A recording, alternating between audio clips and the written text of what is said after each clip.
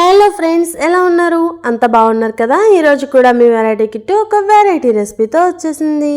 Friends, ఇంట్లో బొంబాయి రవ్వ ఉందా? అయితే ఎందుకండి ఆలస్యం, ఇలా క్రిస్ప్ స్నాక్స్ అయితే చేసి పెట్టేయండి. పిల్లలకే కాదండి, పెద్దవాళ్ళు కూడా ఎంజాయ్ చేసేంత టేస్టీగా ఉంటాయి.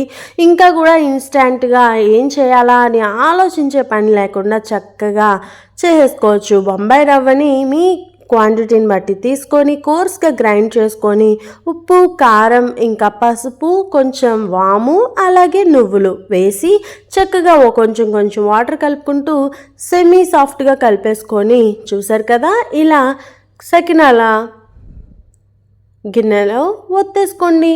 తర్వాత ఇలా రౌండ్ చేసేసుకొని డీప్ ఫ్రై చేసుకుంటే సరిపోతుంది.